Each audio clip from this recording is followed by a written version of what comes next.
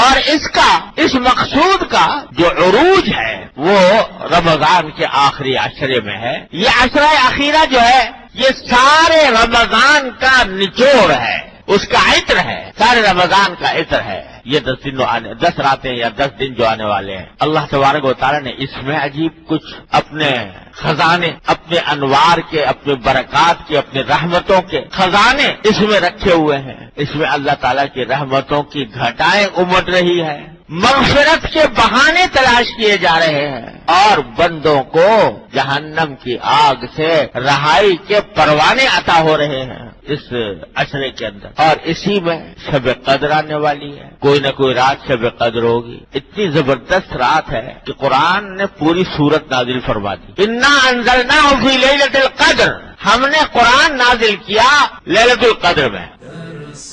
اب پھر فرماتے ہیں وما ادراک ما لیلۃ القدر. اللہ اکبر.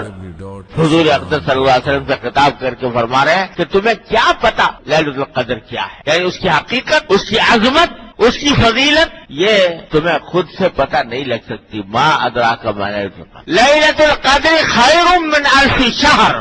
شب قدر 1000 مہینے سے بہتر ہے. اللہ اکبر. ایک رات 1000 مہینے سے بہتر. 1000 مہینہ کتنے سال بنے ہیں؟ تقریباً 87 سال بن گئے. 87 سال سے بہتر ہے ایک رات. کیا مانا؟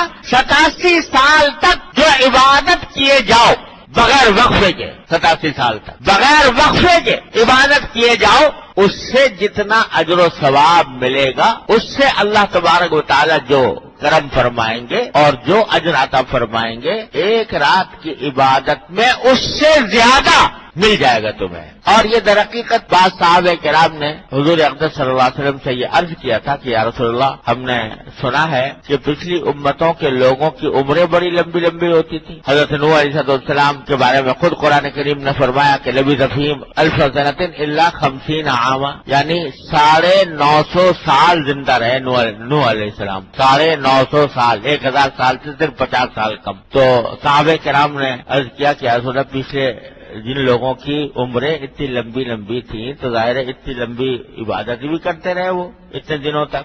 ان کی عبادتوں کی تعداد بڑھ گئی، ان کے نمازوں کی تعداد بڑھ گئی، ان کی ذکر کی تعداد بڑھ گئی، تو ان کو تو ثواب بہت زیادہ ملے گا. اور ہماری عمر کم ہے، کوئی 40 میں چلا گیا، کوئی 45 میں، کوئی 60 میں، کوئی 70 میں، کوئی 80 میں، تو زیادہ سے زیادہ 80-90 ہو گئی عمر. تو ہم ساری زندگی بھی عبادت کرتے رہے تب بھی وہاں تک نہیں پہنچ سکتے. اللہ تعالیٰ نے یہ دے دی رات کہ غم نہ کرو اے امت محمدیہ اللہ صاحب الصلاۃ والسلام، غم نہ کرو، ایک رات تمہیں ایسی دیتے ہیں ہر سال تمہاری زندگی کے ہر سال میں ایک رات ایسی مل جائے گی جو 1000 مہینوں سے بہتر ہوگی. 1000 مہینوں کی عبادت سے اس ایک رات میں عبادت کرنا بہتر ہو جائے گا. اللہ تعالیٰ نے عطا فرمایا. رمضان میں دے دی.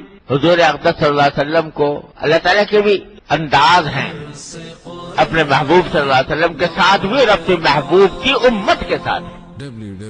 دینا تو تھا لیکن ساتھ میں یہ بھی چاہتے تھے اللہ تبارک و تعالیٰ کہ ایسے مفت میں نہ مل جائے یہ دولت کہ بس ایک دم سے 87 سال سے زیادہ افضل عبادت ایک رات کے اندر مل جائے مفت میں. تو تھوڑی سی محنت کرانی تھی. محنت کیا کرانی تھی کہ بھائی اتنی محنت ہے کہ آخری عشرے میں ہوگی، آخری عشرے کی طاق راتوں میں ہوگی، 21 میں، 23 میں، 25 میں، 27 میں، 29 میں، ان میں سے کسی رات میں ہوگی. اب اس ایک رات کو تلاش کرنے کے لیے 5 راتوں میں محنت کرو، 5 راتوں کو جاگنے کی، 5 راتوں میں عبادت کرنے کی کوشش کرو. 5 میں کرو گے تو کسی نہ کسی میں شب قدر مل جائے گی.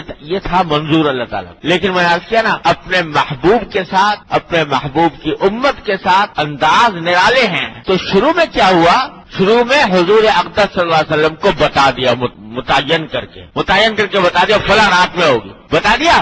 اب حضور اقدس صلی اللہ علیہ وسلم جب اپنی امت کو بتانے کے لیے آپ نے ارادہ فرمایا کہ وہ رات میں بتا دوں تاکہ لوگ اس رات میں اہتمام کریں، تو کیا ہوا؟ हुजूर फरमाते हैं कि जब मैं बताने आ रहा था तो दो आदमियों में झगड़ा हो रहा था, आपस में लड़ रहे थे, झगड़ रहे थे। उस झगड़े की नहूसत ये हुई कि मैं जो रात बताई गई थी वो मेरे दिमाग से निकल गई। कौन सी रात थी भूल गया मैं। अल्लाह मैंने ही बुलवाया, गैर है कौन बुलवाएगा। ये क्या, वो जो मैंने अर्ज किया कि मकसद तो ये था कि थोड़ी सी मेहनत कराई जाए, लेकिन उसको इस मकसद को हासिल करने के लिए अल्लाह मियां ने एक निराला अंदाज इख्तियार फरमाया। बता भी दिया, भुला भी दिया। बता भी दिया कि फला रात में होगी, और फिर भुला भी दिया। और भुला किस तरह दिया कि दो आदमी झगड़ रहे थे, उनके झगड़े की नहूसत ये हुई कि मुझे वो शब कदर मेरे दिमाग से निकल गई कि कौन सी रात में थी। ये क्या हुआ, ये अंदाज इख्तियार फरमाया गया बताने के लिए कि मुसलमानों के दरमियान